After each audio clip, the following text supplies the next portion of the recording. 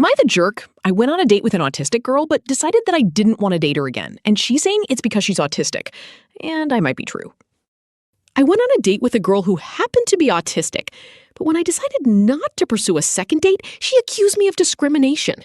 And now I'm questioning if she's right. I recently went out with a girl I met on a dating app.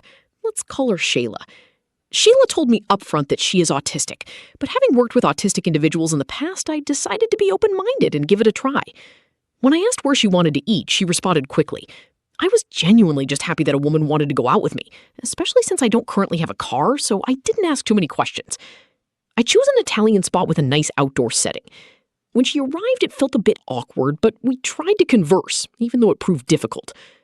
Shayla has struggled with dating in the past because many of the men in her messages have been absolutely terrible, racist, and aggressive.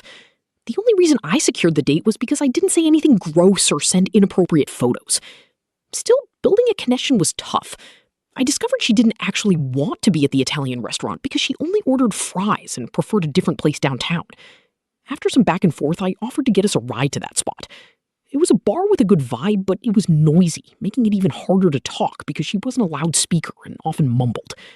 She was a regular there, so everyone seemed to know her, and I couldn't help feeling like I was being watched.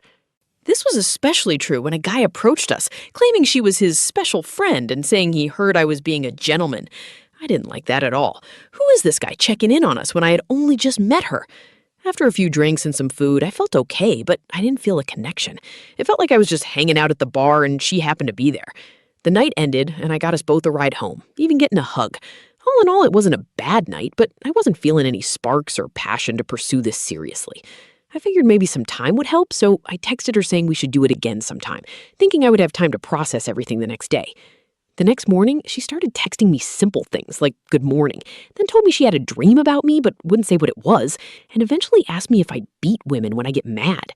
I was trying to focus on my schoolwork, and she wouldn't stop texting, even after I politely explained that I was busy studying. She kept reaching out because she wanted to talk, so I finally told her I would call her at 8 that evening. I really just needed time to figure out how to handle this. She kept texting about how excited she was to talk to me, but eventually it stopped for a few hours. I wrestled with the situation and realized I didn't want to continue. I know she has a disability, but there were red flags that had nothing to do with autism. Though honestly, the autism itself felt like a bit too much for me. When I told her I didn't think we should have a second date, she asked why. I tried to put it into words and told her she was intense. She yelled, asking what I meant by that, and then claimed it was because I didn't want to date someone autistic. Maybe there is some truth to that, but I also didn't want to lead her on. I gave it a try and tried to be into her, but I just don't think I am. Am I the jerk for breaking this off?